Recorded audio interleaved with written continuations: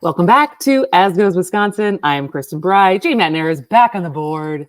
And Dan Shafer, it's Tuesday at 10:30, so we are recombobulating with the one and only. How are you, friend? We are recombobulating. What a day. What a day in Wisconsin to be discombobulated. What makes you say that? What is your top things in your head right now that you're like, geez?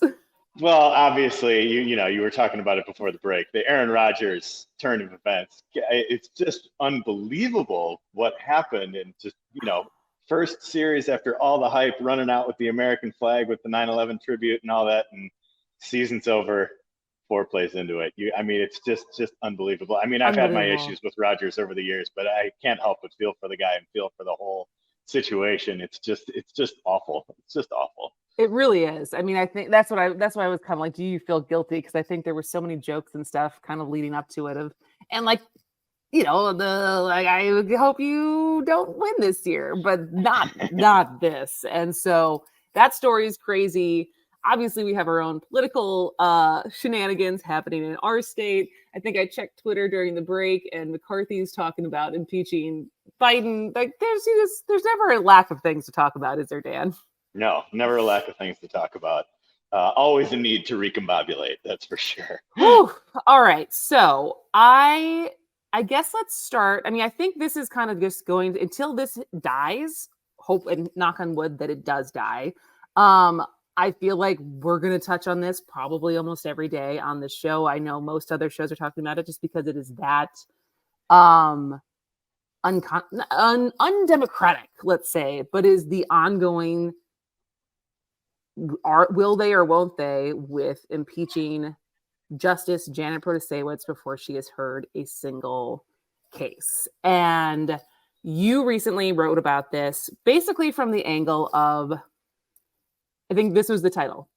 It's outrageous and undemocratic. It's also completely predictable. And so let's talk a little bit more about why you say we should have all just seen this coming. Yeah, for one, Dan Knodl's now state senator more or less campaigned on this he was on the same ballot in the April election that Protasiewicz was. But in addition to that, you look back to what Robin Vos and Wisconsin Republicans have been doing for the last, 5 years at least, is that they have gone out of their way to undermine and invalidate and overturn election results over the years. And that has included, after the 2018 election where Tony Evers beat Scott Walker, moving to strip powers from the governor's office, after the 2020 election, after Joe Biden defeated Donald Trump, immediately launching investigations into the validity of everything, the Gableman mess, all of that. So this is really, about what we've come to expect from Robin Vos and legislative Republicans who don't seem to be able to have a good answer, or they're not listening to the will of the people, the voices of the people that are made heard through these votes. Protasiewicz obviously won with a landslide victory in April, and I think people wanted to see change. And Robin Vos is, of all issues for him to cling to power in any way that he can, it is obviously going to be through the maps. These maps give him the power to basically run the state legislature without having to, kind of protect key seats and things like that. They have their ridiculous gerrymandered majorities, and that gives them the option to do things like launch ridiculous impeachment investigations into Janet Protasiewicz. And I think this is, just such a ridiculous move. It's undemocratic, it's outrageous, but like I said, it's nothing that it is completely predictable. It's completely in line with everything that we've been seeing from these Wisconsin Republicans over the years, especially under the leadership of Robin Vos. And so, but there's potential that the campaign that the Wisconsin Democrats have launched, along with, I think there's plenty of just Democratic groups that are Democratic with a small d, who are like full court press on this because it is that much of a constitutional crisis. And so if you have not, I'm not sure we've talked about the website on this show yet, but defendjustice.com, you can go there and you can see literally everyone in the assembly, everyone in the state Senate, and where they stand right now, at least what they've said publicly on impeaching or not impeaching. You can look up your address so you can easily find who your reps are. And then you can easily call them and let them know how you feel about which way they would vote on this topic. So they make it super easy for you. But it sounds like there are rumblings that this amount of pressure could be working, and that while Robin Vos certainly, like we said, these gerrymandered maps are what keeps Robin Vos as our shadow governor, right? As Politico called him, what was that, 2 years ago? Mm-hmm. Because it's not only that he is in a safe seat, he has that many people who are in a safe seat who he knows they have to be more loyal to him and the party than their constituents, so he can get them to do whatever he wants. And so this is this is very personal, it seems like, for Robin Vos, and why he specifically is so against giving up any of his power. Yeah, and I've written on a number of occasions that these gerrymandered maps are Robin Vos's skeleton key to holding on to power in the state of Wisconsin, no matter how many statewide elections that Republicans lose. You know, they've lost, Republicans and Republican-backed candidates have lost 14 of the last 17 statewide elections, but Republicans still enjoy huge majorities in the state legislature, and they have continued to consolidate power within the state legislature during Robin Vos's tenure. So it's just an outsized power and influence in that body, and it is a way for no one really to ever, it's easier for Republicans to get a supermajority than it is for Democrats to get a simple majority here in this 50-50 swing state. So, it is really ridiculous. And I think, it is just goes to show how important these maps are to Robin Vos, and that he will go to any length possible to protect them. Dan, I had a question, and we had Representative Evan Goyke on yesterday when Joe Zepecki was here. Because Justice Janet's victory was so large and so overwhelming, is it a fair assumption that a fair amount of Republicans voted for her? And therefore, I would think this would also really tick them off. Yeah, I think you had a lot of, obviously Democrats, but Dem-leaning independents, that those, like you said, people on the right who might want change in the state of Wisconsin, want to see some checks and balances come to Robin Vos in the Wisconsin State Legislature. And I think it is really important, like you mentioned, Kristin, the Defend Justice effort, highlighting not just what Vos is saying, because obviously you're going to interview the Assembly Speaker and see what he has to say. But this is something that every member of the Wisconsin State Legislature would have to vote on. And I think it is really important to hold every last member accountable. And so I think you're seeing a little bit from, there was a statement from State Representative Scott Johnson, who represents, I believe, an area in Jefferson County, said last week that he would not be, he's a Republican, and he said he's not supporting the impeachment effort. He said something along the lines of, I didn't vote for Janet Protasewicz, but she won. That's the results of the election, and we have to move on. And I wonder if we're going to see more of that. And I think particularly in the state Senate, where they need every last vote to be able to impeach, you get one Republican state senator who goes on the record to say, I'm not on board with this. That could really derail the effort as it is. And I think, Defend Justice eyed Appleton area State Senator Rachel Cabral Guevara as a potential swing vote here, as somebody who's leaning against impeachment. I wonder if we're going to see a few more of those, especially from people like her who are in some swingier districts, like in the Fox Valley or Western Wisconsin or suburban Milwaukee, where you have, some of those more crossover votes that are coming through. And I think, this is going to be something that people remember. This is going to be, I write a preview of all 100 and however many races are on the ballot in the Wisconsin State Legislature. I think this issue is going to be something that people remember when it comes to the state legislature. It's going to be something that people are going to know, want to know where their legislators stand on this as well.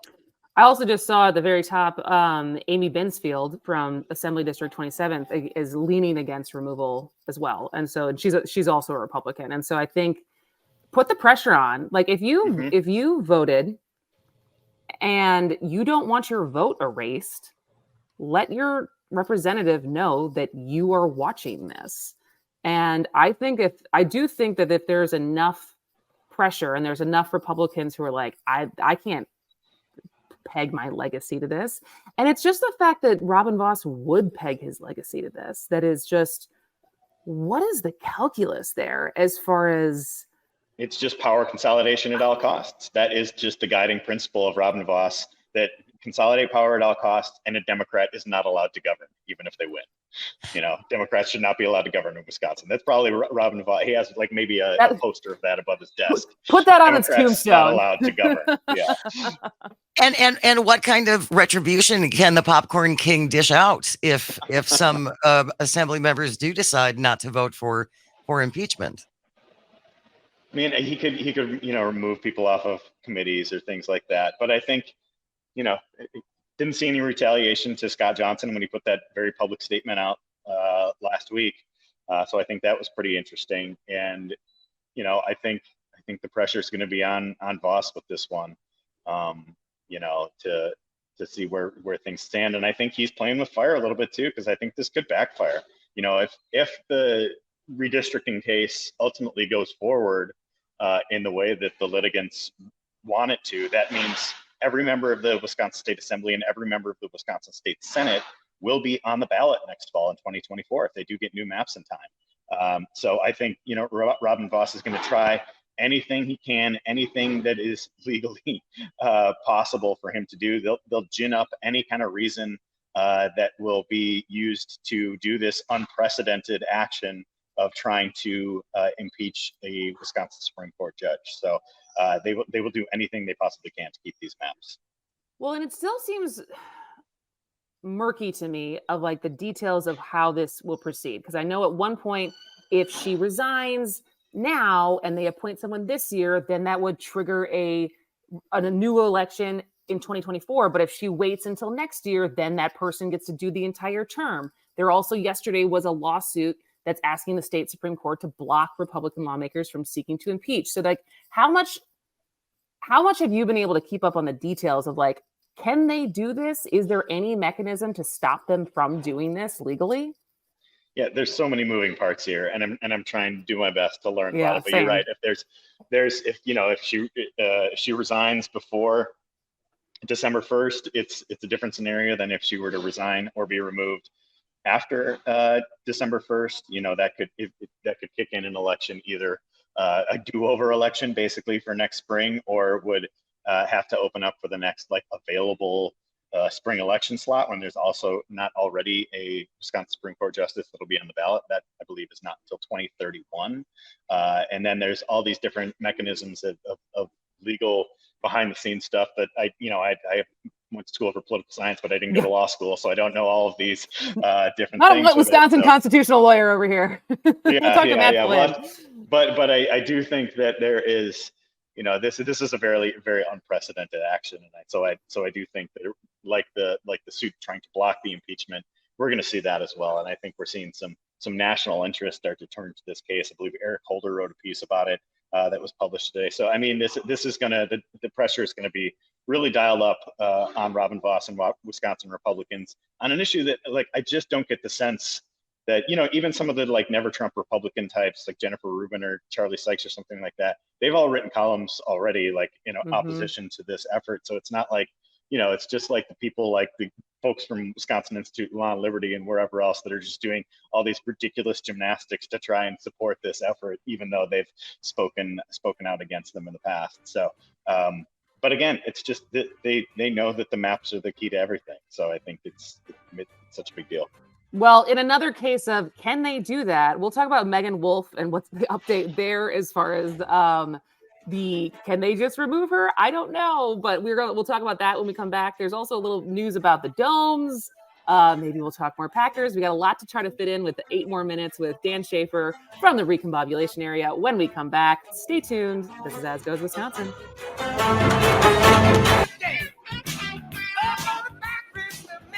Welcome back to As Goes Wisconsin. I am Kristin Brey. We got Jane Matnair back on the board and Dan Shafer here to recombobulate as we typically do on Tuesdays from 10:30 to 11. So we spent the last segment talking about the ongoing what will happen with the potential impeachment of Janet Protasewicz. And there is another official that Republicans are trying to get rid of, despite the fact that under the same rules, they had no problem with their guy staying on because he wouldn't leave. But when it comes to the person they're trying to get rid of, they're just going to bulldoze right over that. So yesterday, the Wisconsin Senate Committee cleared the path for Meagan Wolfe, who is Wisconsin's chief elections administrator, to be fired, despite the fact that when Fred Pren didn't step down from the DNR board, they were perfectly fine not forcing a vote to have him step down. So how much have you followed this, Dan? And how much, I mean, this is another thing that's just going to end up in court, right? Because Josh Call, and basically legally, they're saying with how the Supreme Court ruled on Fred Pren, they can't do this. Yeah, I haven't been following this as much as the impeachment issue, but I've certainly been paying attention to it. It just seems, but I think, we could talk about all the different mechanisms of what they're doing and the staying on the commission that they're appointed to and the hypocrisy of all of it. But I think so much of the, push to fire Meagan Wolfe as the head of the Wisconsin Elections Commission, it just goes back to the 2020 election conspiracies, right? It's just another, red meat move to the election deniers that make up such a huge part of the Republican Party's base. I know that there were a bunch of, kind of prominent election deniers that were, put on the stand in the Assembly Committee's hearing or the Senate Committee's hearing talking about this.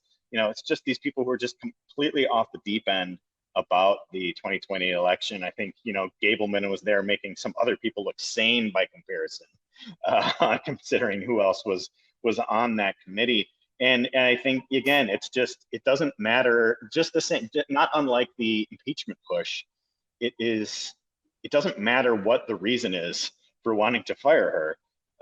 They're just going to, what the technical reason is for wanting to get rid of her, they're just going to make something up. They're just going to find something, just the same, a lot of people are saying like, oh, why are you covering impeachment when you has to be a corruption charge? Well, they're just going to invent one, just like they're doing with Meagan Wolfe. I mean, don't you think it's much the same type of behavior and approach that we're seeing from Wisconsin Republicans? Totally. Well, it's also, but I still love the two things can be true. Don't forget to bank your vote, and don't forget to vote early this year, you Republicans. But yes, the 2020 election was totally corrupt, and because they voted early, and so it's like, okay, I guess the mental gymnastics of Simone Biles is what we're doing today. Yeah, it's ridiculous, and it's just they're going to keep trying to meddle with the election administration in the state, running up to local elections next year, primaries, everything with 2024. It's just a sign of it's just the latest of what's happening and a sign of what's to come. It's just like this ridiculous approach to governing, where somebody and I think Wolfe has garnered the support of almost all of the other members of the Wisconsin Elections Commission. It's just the one guy who was literally one of the fake electors, Bob Spindell, who's voting, against her. Everybody else on that commission, even those appointed by Republicans, seem to be in favor of the way that she operates. So, well, I want to, Jane, you said that we have a good text that we wanted to read. We do. John from the Falls checking in at 844-967-2789. I think it would be helpful for Dan to remind everyone the powers that were limited by the Republicans when Tony Evers won his election. Appointment powers is one of the main pieces of it, right? I mean, and that goes to all of the different issues that we've been talking about here, doesn't it? Yeah.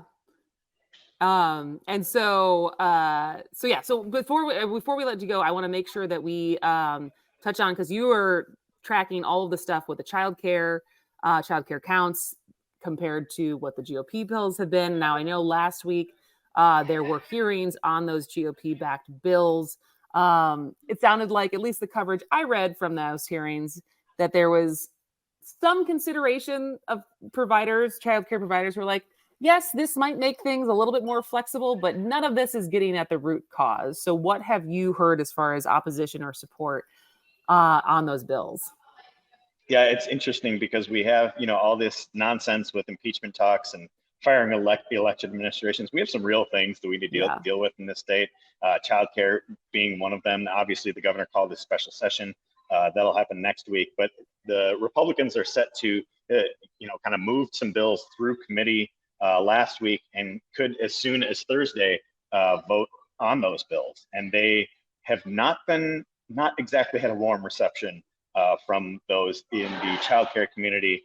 One of the people who testified on those bills, Corrine Hendrickson, she is the co-founder of We Can, owner and operator of Little Explorers Family Childcare in New Glarus. She said, and I quote, "I am opposing all the assembly bills that purport to solve the childcare crisis. It is clear you are fabricating a reason in order to justify your lack of responsiveness in listening to your constituents who overwhelmingly told you to vote yes for childcare accounts." So these bills, providers have talked about, growing ratios of providers to children, loosening restrictions on various things, including age restrictions on how providers, making it easier for 16-year-olds to provide childcare. And this has been met with a really negative response from a lot of the people in the childcare community. I know one person that was quoted in a CBS 58 story talked about how this will make more people want to quit the profession. Yeah. So if the Republicans' goal is to try to get more people to want to quit the profession, please, by all means, go forward with this ridiculous package of bills and continue to ignore childcare accounts. But I think, these bills are ridiculous. And I think part of what Wisconsin Republicans are doing in the news this week is just try to distract from how unpopular these are in advance of the governor's special session, which has, paid family leave, all these other workforce conditions attached to it, and all indications that they're going to gavel in and gavel out once again. And so, vote on these bills this Thursday. I think it'll be a really contentious final vote for those, especially with the special session that would be less than a week away. Well, the special session is a week from tomorrow, so we will talk to you a week from today, preview that and any votes that come down, any other changing craziness that happens in our state. I'm sure there will be something. But Dan Shafer, founder, editor of the Recombobulation Area, don't forget to subscribe. Thank you as always, friend. We'll see you next week. Thanks for having me.